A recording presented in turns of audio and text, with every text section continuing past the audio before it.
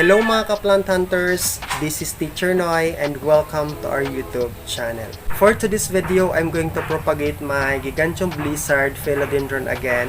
Kung mapapanood nyo yung una kong vlog na nag-detach ako ng one shoot ng Gigantium Blizzard Philodendron ko, na pinapakita ko sa inyo yung kanyang mga variegation sa kanyang mga leaves.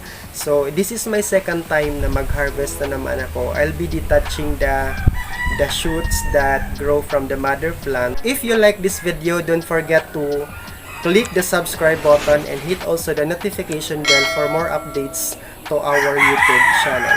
I'm so glad and excited na mag-harvest ako ng kanyang mga shoots kasi yung first harvest ko, isa lang yung na-harvest ko. But I waited for 6 months again. Now, I have seen the 2 shoots. Dalawa yung lumabas. Akala ko isa na lang at mamamatay na yung mga leaves niya na original naka-attach doon sa kanyang mother plant. Fortunately, lumabas yung dalawang shoots sa mother plant. Kaya dito siguro makakabawi na ako sa gastos ko sa kanya nung una ko siyang nabili. But I would like to share also kung kailan siya dapat i-harvest. Mag-harvest kayo ng Gigantium Blizzard Philodendron dapat 6 months or more. Kailangan antayin nyo yung maturity period ng kanyang nodes. I-consider nyo yun kasi yung form ng kanyang roots hindi katulad ng mga roots ng ibang plants na madaling mag-mature. Ang Gigantium Blizzard Philodendron kasi napaka smooth ng kanyang roots, tapos tagal mag-develop yung kanyang roots para mag-mature. Kailangan mo siyang antayin. Dapat meron siyang 5 to 10 roots na i-consider nyo. Huwag nyo siyang madaliin kasi kapag minamadali nyo, aside na mahal yung plant na to, mamamatay lang. So sayang lang ng mga ginastos nyo sa halaman na to. And also consider the number of leaves. Kapag mag-propagate na kayo sa kanya, dapat meron siyang 4.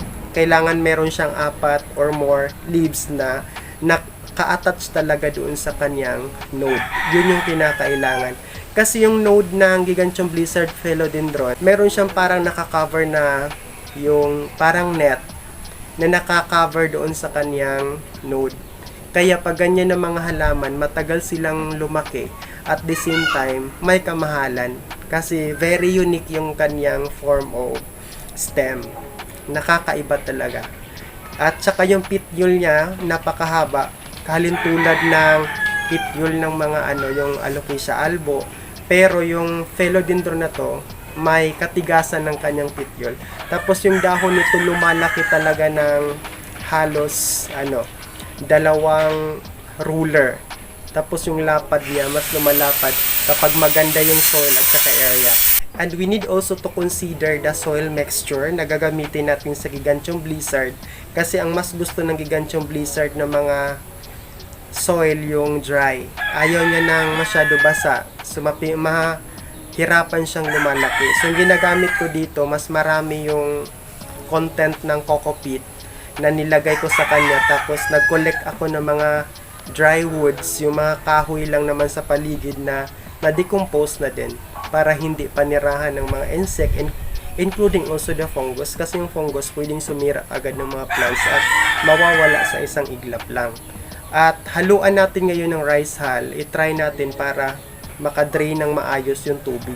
Kasi kapag nadidrain talaga ng maayos ang tubig doon sa soil ng pot natin, mas mabilis lumaki ang ating mga halaman katulad ng Gigantium Blizzard na Philodendron na to. For the watering system naman, kailangan magdilig lang tayo ng Gigantium Blizzard natin once a week. Kasi yung kanyang sinasabi ko, yung node niya, malambot siya. Hindi dapat laging basa. Dapat nadadry din bago natin diligan. Lastly, for the additional knowledge of growing your Gigantium Blizzard Philodendron, especially the variegated one, kapag napansin nyo yung mga dahon niya na nag-revert na o kaya mas marami na yung mga green leaves kaysa sa variegation at saka nag-splashing na lang yung variegation doon sa top talaga ng leaf or leaves ng Philodendron nyo, i-cut nyo kaagad siya kapag malaki na para yung new shoot niya doon talaga ma-satisfy ka sa variegated na mga leaves na lalabas. Kasi kapag mga variegated na mga plants, kapag lumalaki sila, unti-unting nagre-revert or nagte-turn into green halos yung mga leaves nila. Ayan na si Blizzard natin guys, oh. Variegated yan. Ang ganda talaga, oh. Yan. So, yung old leaf niya, magigibo na yan, mamamatay na. Then, this is a second old leaf, mamamatay na din yan. So, what we are trying to do now, naku, meron pa siya ditong shoot na isa. Tanggalin na lang siguro natin itong lahat. Baka mag-grow pa yung pangatlong shoot. Hindi, mabubuhay man to.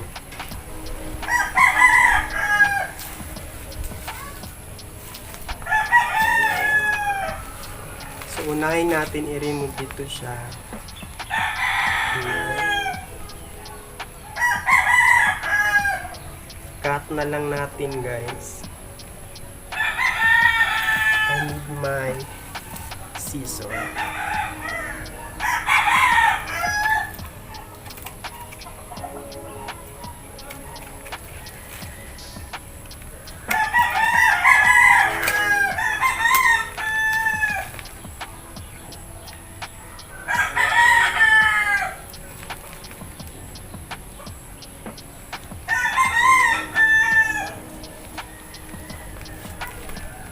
Ayan na yung una nating shoot.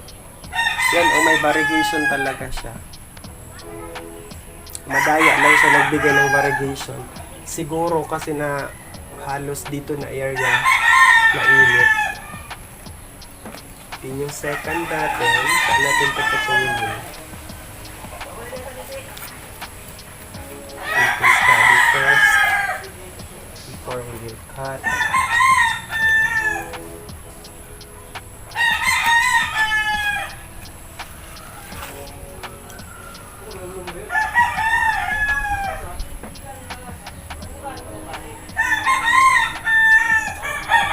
Tanggal yung scissor ko.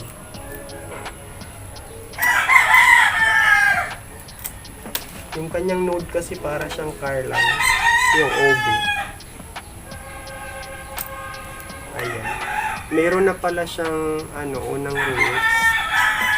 Kaso lang parang iba ang kulay. Siya, nakakatakot naman yung ganitong halaman. Magpapagod. And dito, kasi meron pa siyang meron pa talaga siyang, meron pa siyang pa-shoot. Siguro, ilagay lang natin to lagay natin sa lupa, i-direct natin doon, i-direct natin siya sa soil para mabilis siya mag-develop. Kasi pag ganitong mga laman, nilalagay talaga namin ito sa direct soil para mas mabilis siya maglabas ng kanyang shoot.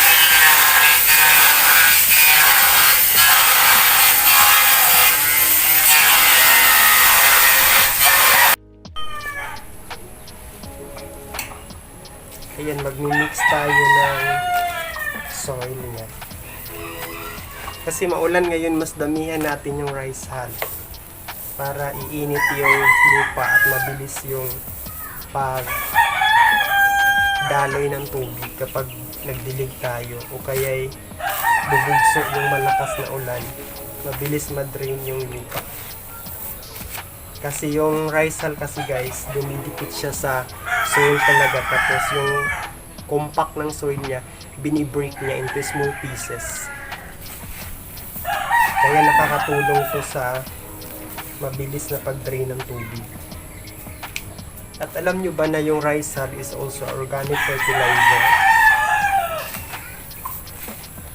Nakapagpapabilis to ng paglaki ng halaman. Kasi alam naman natin yung rice is rich in carbohydrates. Pang-grow talaga siya, carbo.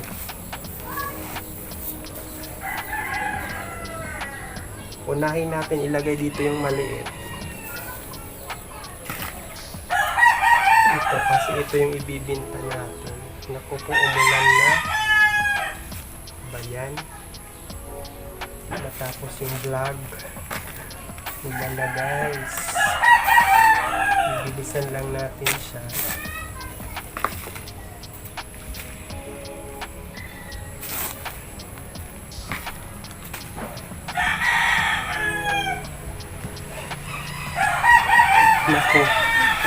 talaga. Alam nyo guys, umulan talaga. Ang basos talaga ng ulan. Magmumove nila ako dito kasi may ceiling man. Siguro naisip ng ulan na may part 2 ang vlog na to. Ito na siya, oh. Ito yung ibibinta ko kasi kitang-kita talaga yung variegation sa dahon niya. Yan. Namay na ito sa ng miner ko. At sa mga nagme-message sa akin kung nag-ship ako ng mga plants, I'm sorry for now kasi wala pa kaming GRS na courier. Meron LBC sa amin pero malayo. Pero I'm not sure kung nagtatanggap sila ng mga halaman dito. Kasi yung JNT na courier, hindi sila nag-accept ng mga plants. Siguro dahil matagal, baka pagdating sa miners or yung buyers, masisira na yung mga plants, so magre-refund sila. So yun siguro, I don't know lang, I'm not sure. Siguro kapag may GRS na sa amin, makapag-ship na kami ng mga plants kasi dito sa amin sa Mindanao, napakamura talaga ng mga halaman. Napakamura talaga, compare nyo sa doon na sa Visayas at Luzon, mahal na. Ewan ko bakit mura dito, siguro yung mga tao talaga dito, aside na maganda yung area, halos siguro yung mga halaman galing dito kasi malamig sa Mindanao. Tapos yung mga tao dito, yung mga naghahalaman hindi masyado marami. Ika nga, probinsya, mura yung mga tutuhan compare na pag nasa city na.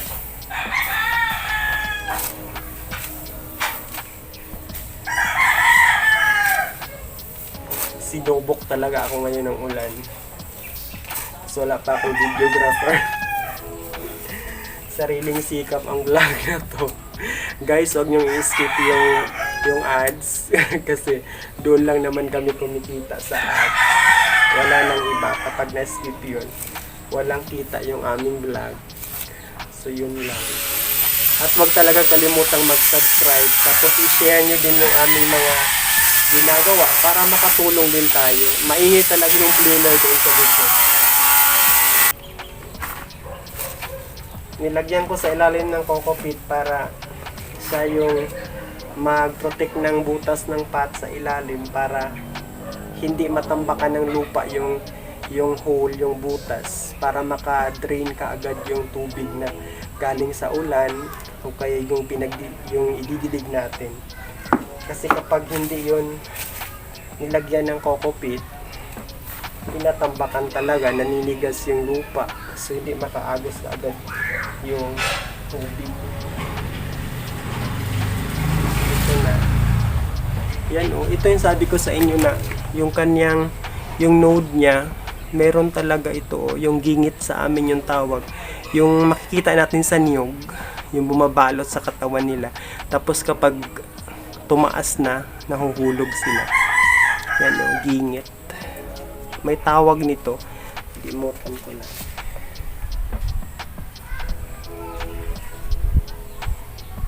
Tatanim na natin siya. At kung gusto nyong lumaki kaagad yung blizzard nyo, yung pinaghugasan nyo ng bigas nyo, yung sinasaing nyo, yung tubig nun, yung first at saka second na paghugas, ilagay nyo sa balde. Tapos haluan nyo ng tubig na 1 litro lang. Yun, tapos tig 2 cup yung pagdilig doon sa halaman once a week. Kasi mabilis talaga siyang lalaki. Pwede rin yung isda, yung pinagugasan mo ng isda, salain mo lang yun gamit yung any fluids, basta malinis. Salain nyo para yung mga particles na maisda, yung makaliskis, hindi masama dun sa plant para hindi rin pangitlugan or bahay-bahayan ng mga langgam, mga ants. Yun yung tekniko dito. Bakit mataba talaga sila? Hindi ako gumagamit ng mga yung binibili ng mga fertilizer. Kasi kapag gagamit ako nun, mawala yung fertility ng lupa. Hindi na siya mataba. and maging dependent na siya sa fertilizer yung plant. Kapag walang fertilizer, hindi siya lalago.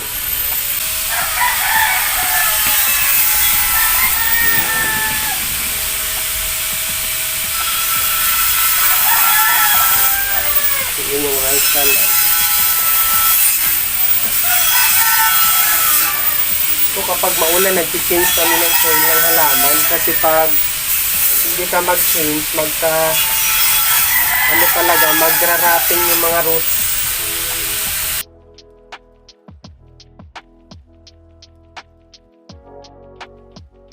At kapag yelo ang mga dahon ng Gigantium Blizzard nyo, i-remove ka agad sa pot, tanggalin talaga kaagad. Tapos mag-change kayo ng lupa. And more rice hull and coco peat para madali siya makarecover. Huwag puro soil huwag puro lupa. Kasi yung lupa kasi natin niluluto. At yung mga bacteria dito talaga naiiwan, tapos yung mga hindi natin nakikita, marami mga bulate na nasama sa lupa na maliit, nag-develop yun, nagmamature yun, so lumalaki. So yung mga bulate na yun, kumakain din ng nutrients sa ilalim.